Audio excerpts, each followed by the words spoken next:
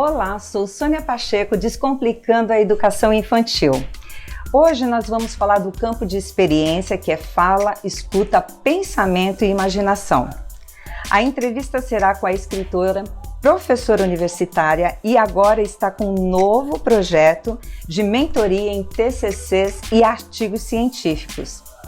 E já lançando um livro chamado Dona Redonda e o Mistério do Vento. Raquel Rocha. Obrigada! Raquel, dentro dos campos de experiências da BNCC, a educação infantil tem um desafio de permitir que a criança leve com ela algumas competências como leitura, escrita e ainda conseguir se expressar o melhor possível. E isso acontece desde 0 ano até 3 anos e 11 meses, que é o que a gente trabalha na creche. Quais os cuidados que a gente deve ter quando a gente apresenta uma literatura para a criança? Para ela poder escolher essa literatura, para a gente também escolher essa literatura para apresentar. Bom, primeiramente, obrigada por estar aqui, Soninha. Foi um prazer participar do seu canal. Bom, os cuidados que a professora deve ter ao apresentar livros às crianças primeiro, aquilo que agrade a criança, não a professora. Sim. Isso é primordial. Porque às vezes a professora pode ter um olhar sobre aquele livro e falar, isso é fantástico, isso é maravilhoso, e às vezes a professora se frustra, mas não é porque a criança porque ela nunca faz isso propositalmente. A criança não deu vazão, não se interessou pela leitura. Ela simplesmente, aquilo não faz parte do cotidiano dela, não faz parte do que ela vivencia no dia a dia, e para a professora aquilo faz muito sentido, para a criança não. Até que a professora não se frustre com isso, porque às vezes a professora cansa e não quer mais. Acha chato o horário da leitura. Isso, horário da leitura. Então, são livros chamativos para a primeira infância, né? Bebês e primeiro ano até 3 anos, livros bastante chamativos, coloridos, de bichinhos. Nessa idade elas não falam, elas falam, né? Elas vão aprender um vocabulário, mas assim, a professora instiga elas. Ali não há uma narrativa, só há ilustrações. Uhum. E a própria criança vai fazer aquela narrativa. Então a professora, um exemplo, um patinho conversando com um sapinho. A professora instiga a criança a se comunicar. O que esse patinho está falando com esse sapinho?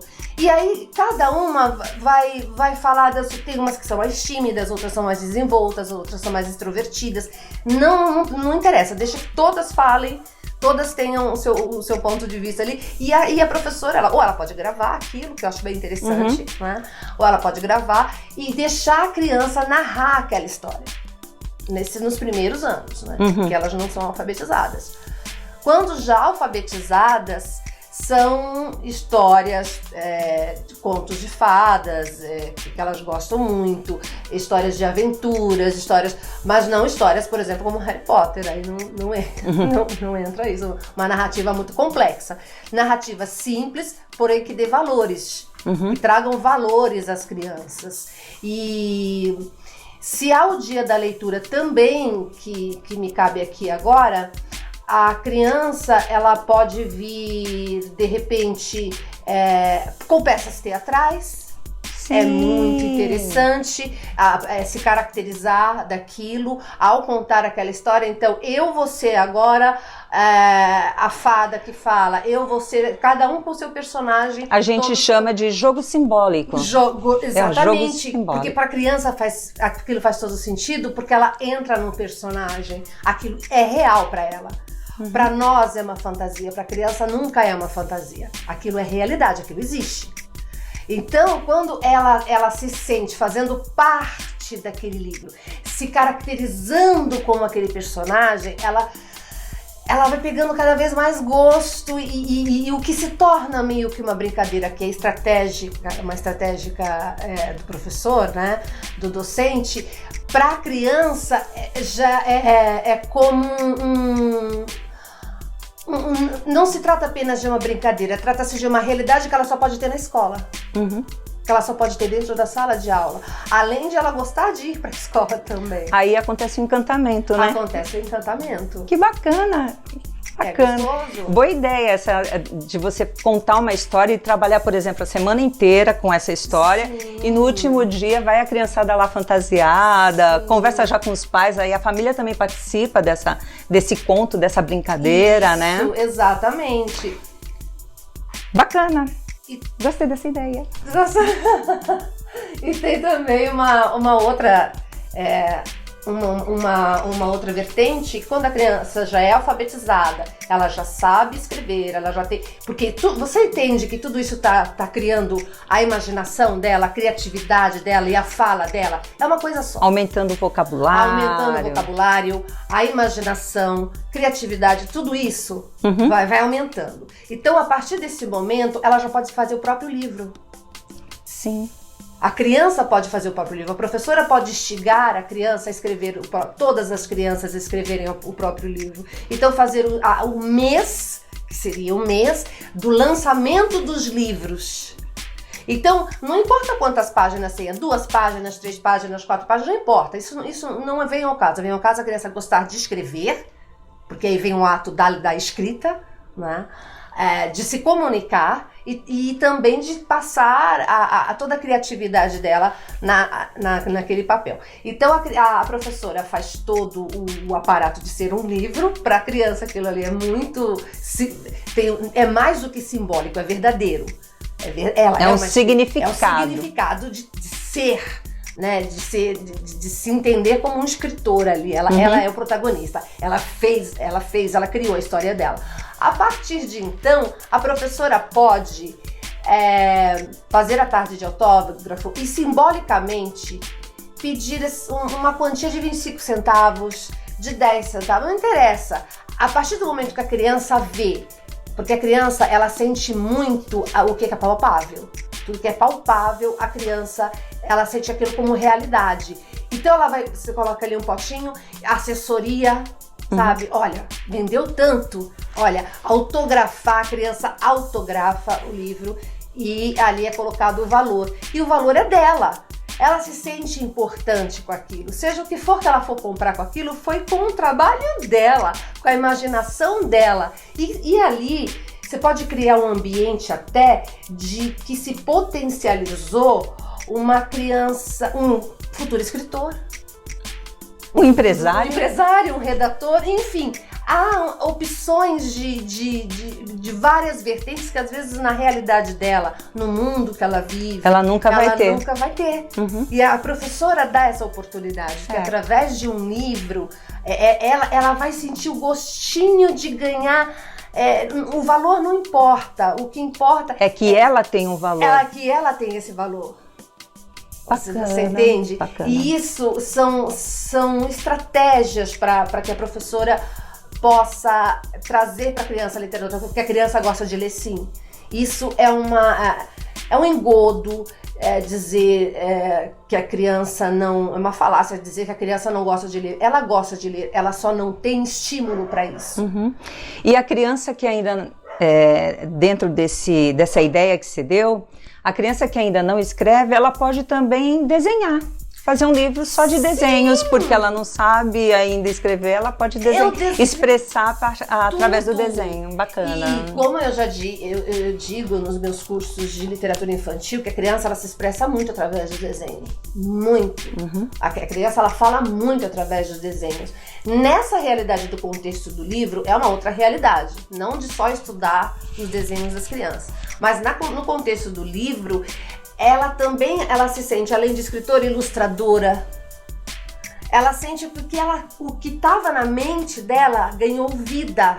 Perfeito. Então ela é capaz de tudo, ela é capaz de criar alguma coisa. Ela é capaz do que ela sonha se tornar realidade. É daí que começa.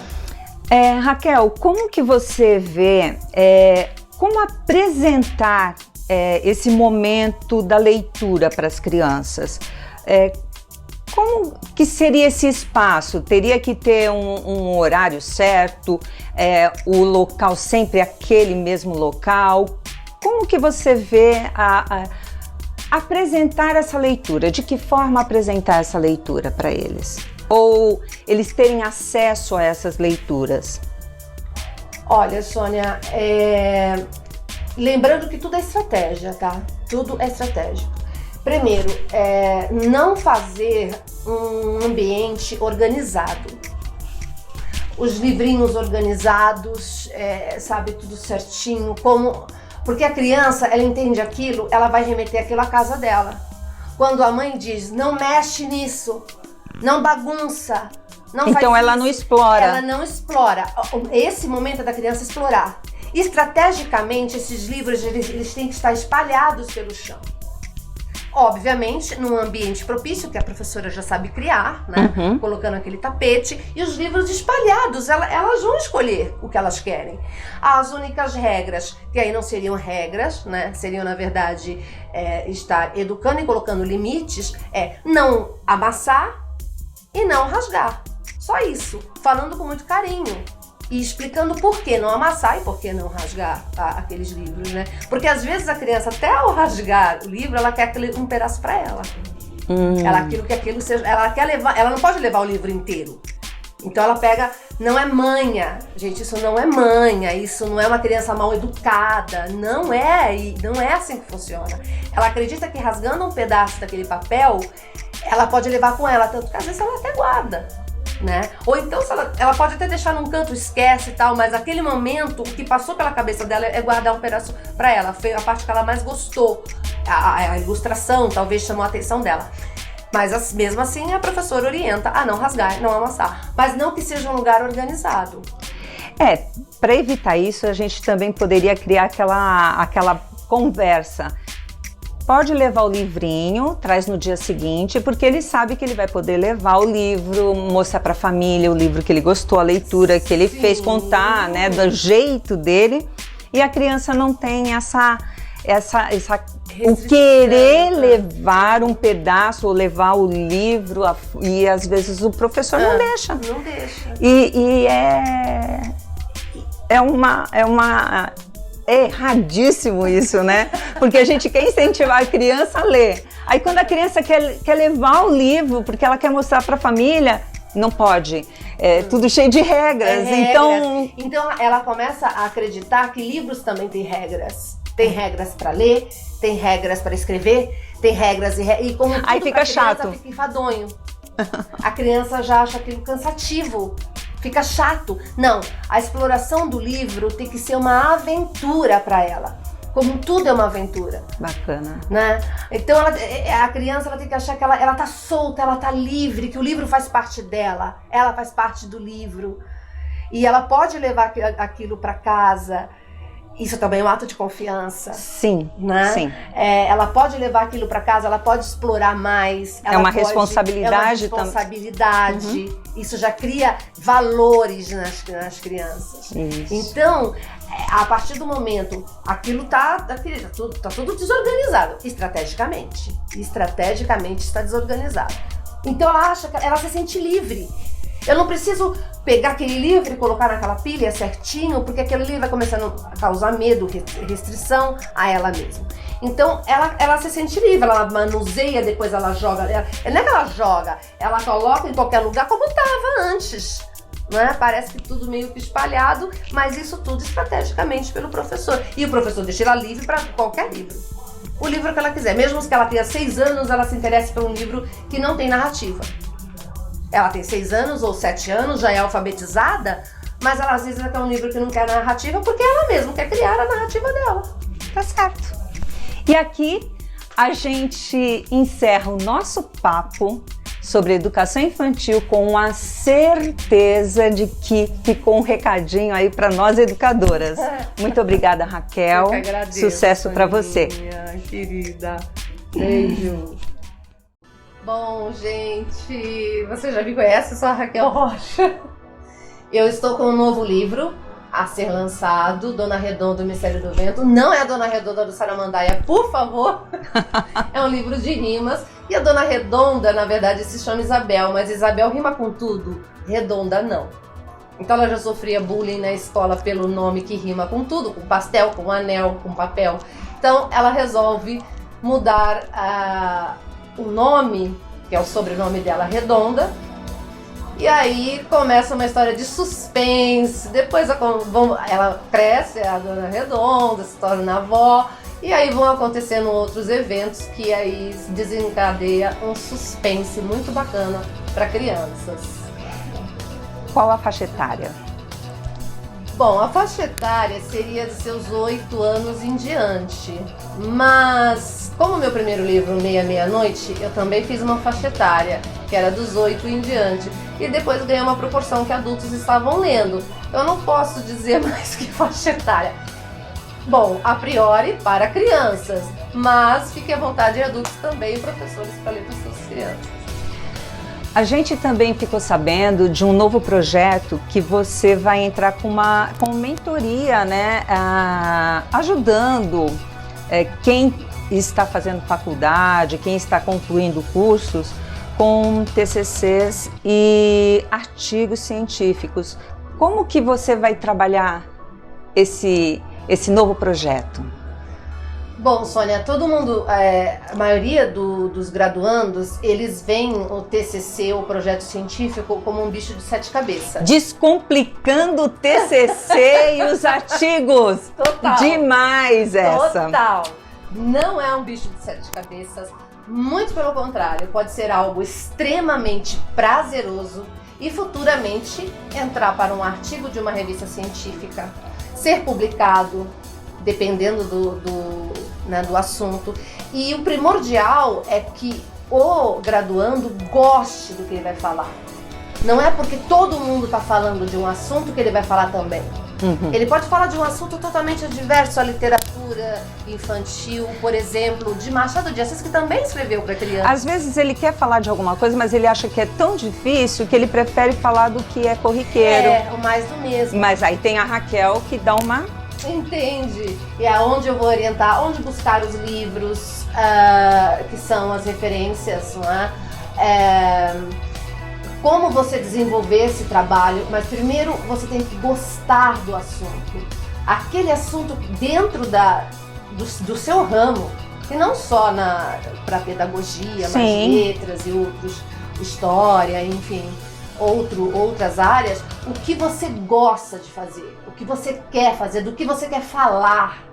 Isso é muito importante, porque quando você vai escrevendo, é automático. Primeiro vem a tempestade de ideias, que aí nós vamos trabalhar a tempestade de ideias, e depois nós vamos organizar essas ideias. Organizar, formar novos capítulos, isso se encaixa em outro assunto, e aí o trabalho vai ganhando volume, e quando você vê, já terminou.